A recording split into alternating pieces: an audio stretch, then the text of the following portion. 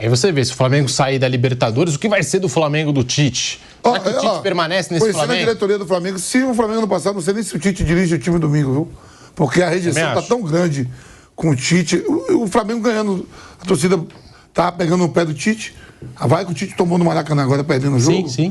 Tu acha que vai ter cabimento para frente, para buscar o Botafogo ou o Palmeiras na liderança do brasileiro?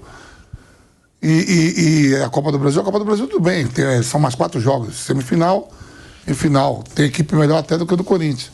Mas como é que vai essa comissão técnica e esse plantel se lidar a ser eliminado?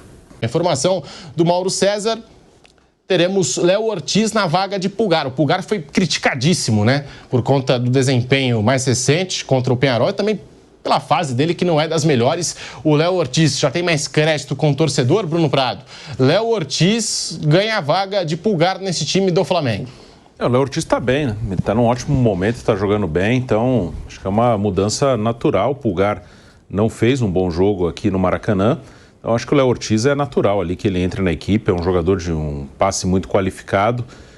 Acho que é uma alteração até previsível. Pode ter uma outra mudança, mas o Flamengo nem tem tantas opções assim hoje para mexer no time, né? Ele pode trocar os laterais? Pode jogar o Wesley e Ayrton Lucas ao invés do Varela e do Alexandro. Pode ter um centroavante, talvez o Gabigol, mas ele nem tem jogado.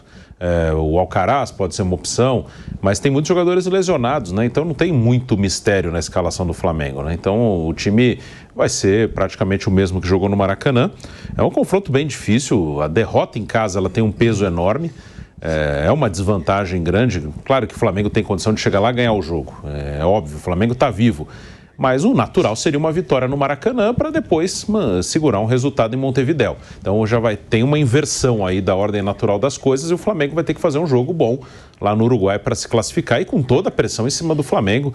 No Peñarol, o Mauro falou do ambiente, é um time gigante que com a vitória aqui eles têm a confiança na classificação, né? O Mauro falou, ninguém vai lá para esperando que o jogo vá para os pênaltis, eles vão lá para garantir a classificação. Então há também uma pressão no Peñarol, mas o peso está muito grande no Flamengo, né? O Peñarol é um time que, pelas condições financeiras hoje no futebol uruguaio, ele há muito tempo não chega nessa fase, desde 2011 que ele não chega tão próximo ali de uma fase final de Copa Libertadores. E do Flamengo é uma coisa até que deve ser discutida mais para frente, né? Mas aqui foi lembrado, o Vampeta falou dos jogos, que o Flamengo não ganhou nenhum fora de casa. Ano passado também não ganhou nenhum fora de casa.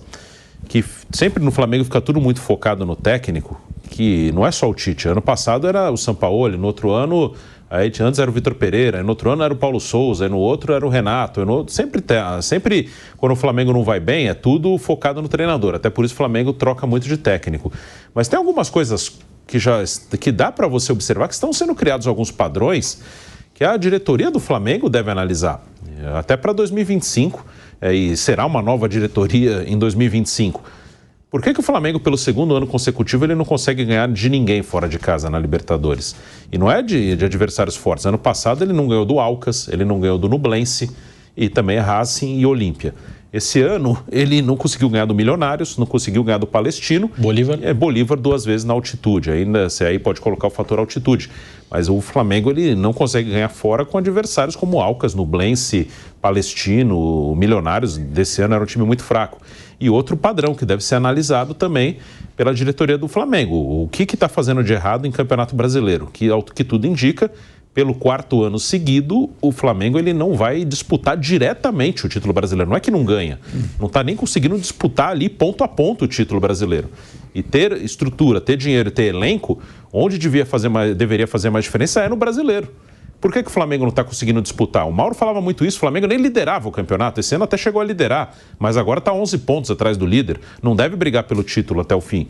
Então acho que são 2 pontos que, independente de treinador, de elenco, estão se tornando padrões do Flamengo, que eles devem observar por quê. Voltando à rádio agora, hein? De volta à Rádio Jovem Pan com o bate-pronto, já projetando aqui as partidas pela Libertadores da América. Eu interrompi o Bruno Prado falando aí desse Flamengo. Amanhã, Peñarol e Flamengo com a transmissão da Jovem Pan na voz do Nilson César. Bruno? Eu dizia que, eu falei do jogo, que acho que é uma situação complicada para o Flamengo, claro que está vivo, mas O natural ali era vencer no Maracanã, não conseguiu, então é um jogo difícil. E eu falava de alguns padrões que é bem comum, não só no Flamengo, mas tem acontecido muito no Flamengo nos últimos anos. Aqui no futebol brasileiro é bem comum que quando o time não consegue os resultados esperados, é tudo técnico, agora é o Tite o vilão. Mas eu tenho certeza que se as coisas não mudarem, ano que vem vão estar falando do próximo. Como falavam do Sampaoli ano passado, como falavam do Paulo Souza e como falavam do Domenech, de todo mundo que passou aí no Flamengo. E que tem alguns padrões que estão sendo construídos que não deveriam, pela condição atual do Flamengo, de dinheiro, de estrutura. Eu dizia, o Flamengo, pelo segundo ano seguido, pode quebrar isso amanhã, ele não ganha nenhum jogo fora de casa de Libertadores e contra adversários que não são espetaculares, como Alcas, Nublense, Palestino, Milionários. E pelo quarto ano seguido, o Flamengo provavelmente não vai nem brigar pelo título brasileiro. E antes nem liderava rodadas. Esse ano chegou a liderar, mas está 11 pontos atrás. Então são coisas para o Flamengo como instituição e com uma nova diretoria ano que vem tentar entender. Por que com o dinheiro e estrutura que o Flamengo tem, o time não luta pelo título brasileiro? Que é aí que devia ser a diferença. No mata-mata ainda tem muito do acaso envolvido. Um time com dinheiro, estrutura e poder de investimento do Flamengo, todo ano ele tinha que brigar pelo título brasileiro. Aí pode ganhar um, perder outro, mas tinha que estar brigando ali com o Palmeiras. Agora o Botafogo está entrando nessa disputa. Teve um ano que o Atlético Mineiro entrou, mas ele tinha que estar lá sempre o campeão ou vice, ou no máximo um terceiro, mas sempre ali. Pelo quarto ano seguido, ele não chega nem perto de uma briga. Quando ele foi vice, que foi em 2021, ele ficou a 13 pontos do campeão. Passou perto de pré-Libertadores, né? Sim. Ano passado, até se você olhar a diferença de pontos, ele não ficou tão longe do Palmeiras. Mas aí tem muito a ver com a queda do Botafogo, mas correu esse risco, né? Se o Botafogo ganha na última rodada, o Flamengo iria para a pré-Libertadores. Então, isso é um padrão que, por 4 anos, um time com esse poder de investimento não briga diretamente pelo título do Campeonato Brasileiro. É questionável, e até sobre isso, o Flamengo trocou várias vezes o comando técnico, e o Vampeta falou aqui que ele acha que se o Flamengo cair para o Peñarol, não sabe se o Tite fica. Ô Mauro César, você também acha que a pressão já é grande, vai ficar insuportável para o Tite se cair na Libertadores da América? Ou pelo lado político, você acredita que Rodolfo Landim, Marcos Braz, a diretoria do Flamengo, eles vão manter o Tite? Só cai se o Flamengo perder aqui, tomar uma goleada, uma situação humilhante. Se for eliminado com um empate, um jogo equilibrado, uma derrota por um gol, jogando uma partida competitiva e, enfim, algo assim, não cai não. Porque daqui a 6 dias depois o Flamengo enfrenta o Corinthians, no Rio, pela Copa do Brasil.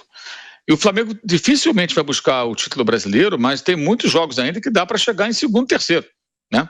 Dá para correr atrás aí de uma boa colocação que é fundamental para o ano que vem, para estar na Libertadores, caso não ganhe a Copa do Brasil também. Isso partindo do princípio de que o time venha a ser eliminado amanhã. Eu acho que só cai se for algo realmente assim, uma derrota acachapante. Até porque a única opção que o Flamengo teria hoje, qual seria a opção? Qual o técnico que vai contratar nessa correria?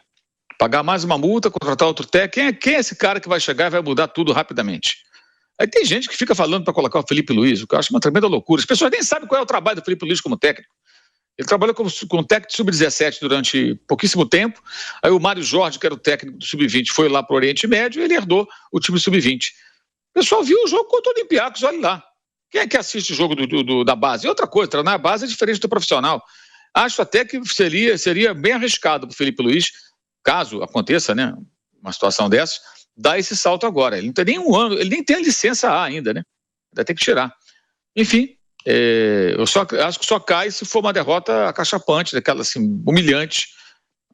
Aí sim, mas caso seja uma eliminação num jogo mais normal, digamos assim, eu acho que não cai não. E lembrando que o presidente do clube do ano que vem será outro, né? Vai mudar o presidente, ou seja, qualquer um que seja contratado tem que ser só até o final do ano.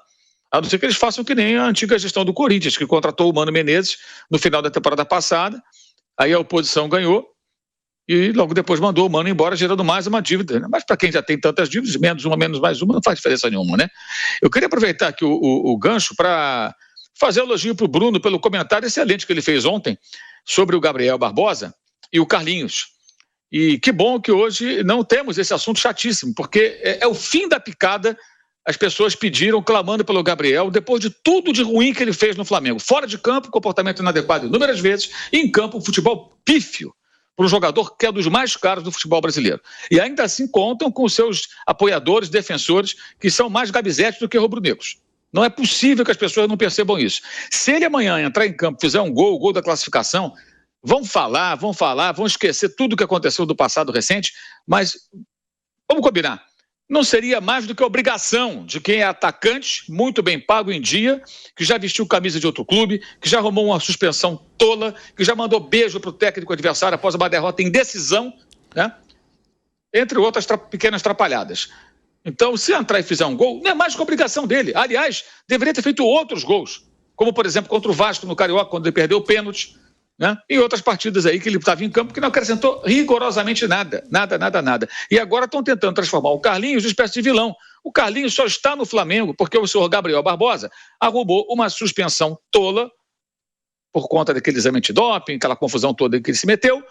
E o Flamengo, naquele momento, para quem não tem memória, não podia contratar jogadores de outros clubes, de qualquer clube, porque a janela estava fechada. E a CBF, após os estaduais, ela abre uma janela para você contratar jogadores que atuaram no estadual, estão ficando sem contrato, até uma coisa saudável, porque muitos clubes desativam seus departamentos de futebol profissional ou fazem contratos com o time até o final do estadual, porque não tem série para jogar, não tem capacidade de investimento depois do estadual, e muitos ficam desempregados. E assim, não são poucos atletas que acabam se encaixando em times da Série A, B, C e D. E o Carlinhos tinha feito um bom campeonato carioca, era um investimento muito baixo. O salário do Carlinhos, eu não falo de salário de jogador, mas eu vou dizer para você o seguinte, ele é tão... Todo jogador de futebol ganha bem, time grande, ele não ganha mal.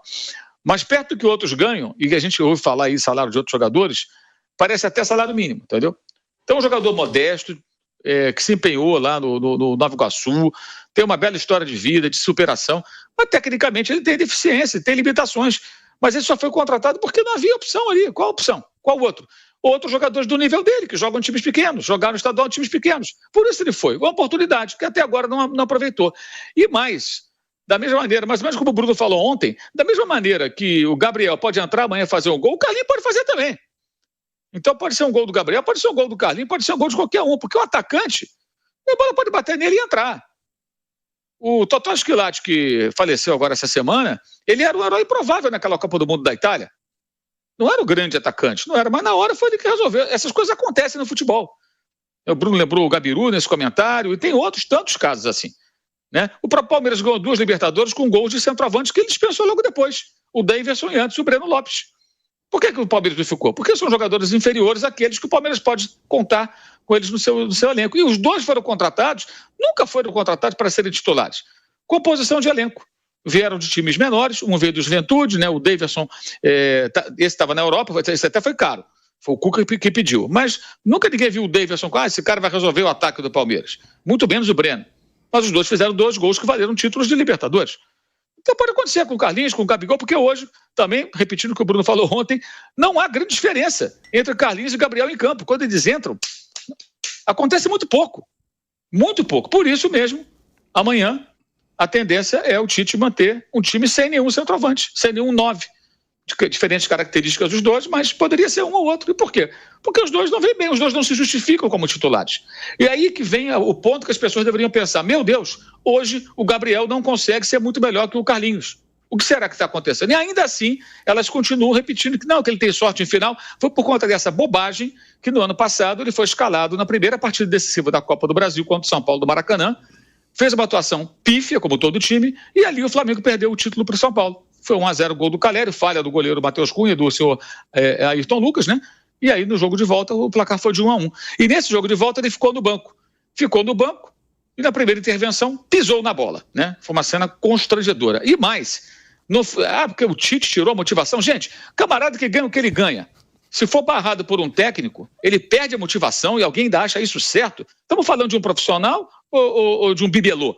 E ele não reclamou disso, não. As pessoas falam por ele. Eu duvido que ele vai falar isso, porque ele tem muita personalidade, inclusive. Duvido que o Gabriel fala, não, estou desanimado, porque eu te duvido. Ele não é bem o feitio dele. Eu ficaria surpreso se ele falasse isso. Falam por ele, os defensores incondicionais. E mais, o Tite não foi o primeiro a barrá-lo. Ele foi barrado pelo Vitor Pereira no Carioca, o Flamengo venceu o Fluminense 2-0, aí o colocou como titular, o Flamengo tomou de 4-1. Foi barrado pelo Sampaoli, voltou a ser titular na final contra o São Paulo, o Flamengo perdeu e ficou sem o título, e o Tite já o encontrou no banco. E o mais ridículo é reclamarem por que ele não jogou mais vezes antes. Como que ele poderia jogar com o Pedro jogando o que vinha jogando até se machucar, Cebolinha jogando o que vinha jogando até se machucar, e Luiz Araújo jogando o que vinha jogando até se machucar? Então tinha 3, 4 jogadores melhores do que ele. Por isso ele não jogava, gente. Então vamos tratar a coisa como ela é, a realidade, e parar de criar versões fantasiosas envolvendo esse jogador, ainda mais no momento que o Flamengo precisa de quem pode ajudá-lo. Se ele entrar em campo amanhã, que aproveite a chance. E repito, se fizer o gol, não é mais do que a obrigação dele. Função de atacante é fazer gol. É fazer o gol, dar uma assistência, fazer uma jogada decisiva. Então, e não faz isso há muito tempo. Já são quase 2 anos sem jogar nada. Nada. Com raras exceções, raros lampejos. Um deles, o último, uma assistência para o gol do Carlinhos contra a Vitória lá em Salvador.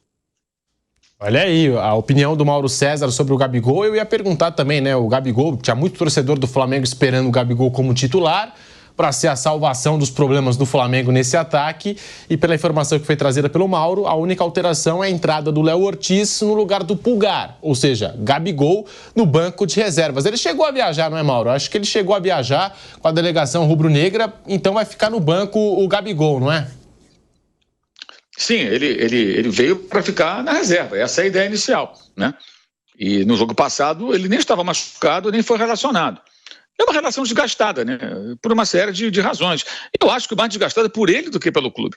O que o Flamengo fez pro Gabigol de mal? Alguém sabe dizer? Atrasou salário? Acho que não. Alguém fez alguma sacanagem com ele? Eu desconheço. Ele que vestiu a camisa do Corinthians, causando um constrangimento, perdendo a camisa 10. Ele que foi lá e mandou beijo pro Dorival, irritando a torcida e as pessoas do clube. Todo jogador, quando vai encontrar... Imagina o seguinte, se o Flamengo tivesse jogadores que trabalharam com o Diego Aguirre no Brasil, acho que não tem. Mas se tiver algum que esteja esquecendo, ou se tivesse, qual é o comportamento do cara? Ele vai lá no vestiário do Peñarol mandar beijo? Não, ele vai cumprimentá-lo, dar um abraço à beira do campo. Como acontece toda hora em reencontros aí de treinadores com jogadores que eles comandaram em outros clubes, quando se enfrentam. Ele fez questão de dar coletiva na frente dos jornalistas, de todas aquelas câmeras. Qual a finalidade daquilo? E a entrevista que ele dá depois do 1-1, que define o título da Copa do Brasil para o São Paulo, ainda ali na zona mista do Morumbi, só reforça que não, eu gosto do Dorival mesmo, fui lá e tal. Então, assim, eu faço o que eu quero, eu não estou preocupado se a torcida ficou chateada, se os dirigentes, as pessoas do clube não gostaram. Ele faz, então ok. As consequências disso, o quê? Gera desgaste. Gera um desgaste. Ele gerou o desgaste. Ele que arrumou uma punição por doping. Eu desconheço que o Flamengo tenha falado para ele, não aceite fazer o exame. Não, ele que foi lá e teve esse problema lá com os caras, né? E está até hoje jogando com efeito suspensivo. E teve lesões esse ano que o afastaram por mais de um mês e meio, mais ou menos, somando todo o período de inatividade. Teve momentos que ele ficou contundido. Por isso que eu fiz questão de chamar a atenção e elogiar o que o Bruno disse ontem no programa, eu assisti depois, porque é aquilo mesmo, o Bruno pegou todos os jogos, não jogou aqui machucado, jogou aqui suspenso, não tinha como jogar. E os caras que estavam jogando melhor que ele. Então é uma bobagem isso, fica criando essa onda e tudo. Ele vai ficar no banco, que aliás o habitat dele hoje é o banco de reserva, não é de hoje. É o terceiro técnico que manda sentar no banco. Vitor Pereira, Sampaoli, e o Tite já herdou ele como reserva. Aliás, um erro que o Tite não cometeu até agora foi esse dos seus 2 antecessores. Na carteirada, escalou na final do Carioca. 4-1 Fluminense, um título aparentemente encaminhado, foi perdido. E o outro, Sampaoli, também com base nessa crendice popular, né, de alguns, não, que na final ele resolve e tal, colocou em campo contra o São Paulo, o Flamengo perdeu. Aí no outro jogo, o Flamengo jogou até melhor, foi 1-1, né? Ele entrou no final, também não acrescentou nada. Repito, pode acontecer, claro que pode, com qualquer jogador. Qualquer um pode entrar em campo, fazer o gol, a bola pode bater, pode entrar. Gente, o futebol tem momentos que o goleiro vai para a área e faz o gol. É raro, mas acontece, não acontece? O goleiro vai para a área e faz um gol no final. Então por que não pode ser um gol do Gabriel? Pode sair. Agora, ele vai jogar bem? Ele vai acrescentar a equipe? Ele vai de novo se transformar em Gabigol? Isso o pessoal está esperando há muito tempo. E essa situação, quem criou foi ele, infelizmente. Eu lamento muito isso. Lamento muito isso, porque é uma pena que alguém que construiu uma história tão bacana no clube tenha desgastado toda essa história nos últimos meses, anos até, 2 anos praticamente, né, 1 ano e pouco, 2 anos quase, jogando mal e se envolvendo em situações totalmente desnecessárias. Então fica essa crendice, essa coisa. Agora, apontar para o Carlinhos, eu acho até uma sacanagem, cara. O que o Carlinhos tem com isso? O Carlinhos já está lá porque o outro estava suspenso, aí foram contratá-lo, né? E aí tem que arrumar... A culpa nunca é dele, né? A responsabilidade sempre é o Carlinhos que é ruim, é o dirigente que contratou, enfim. Realmente, isso é ruim para ele, hein? Eu acho que isso é muito ruim para ele, mas há quem goste. Óbvio que a relação Tite-Gabigol não é das melhores, mas a relação Flamengo e Gabigol já é ruim há muito tempo, né? Como disse o Mauro, já não joga bem há uns 2 anos, não consegue manter uma regularidade, uma sequência. Porque quando o cara tá bem, ainda mais centroavante, tá fazendo gol, ninguém tira do time. Pode brigar com o técnico, com o dirigente, com o presidente do clube, ninguém vai tirar do time, né? Só que o Gabigol tem entrado e não tem acrescentado a esse Flamengo. O Vampeta viveu Marcelinho e Luxemburgo no Corinthians. A gente segurava ontem. Eles foram campeões juntos. E tem vários casos. E o Luxemburgo estava mal e jogava. O Luxemburgo técnico, Marcelinho o jogador e ganharam, fazia gol, foram campeões. O Vamp participou disso, né? Então, o cara ganha muito bem, né? Se for o caso. E realmente, ele nunca falou isso, né? Isso é justo. Ele nunca disse, sim, né? sim. Eu não gosto do Tite, ele nunca falou isso mesmo.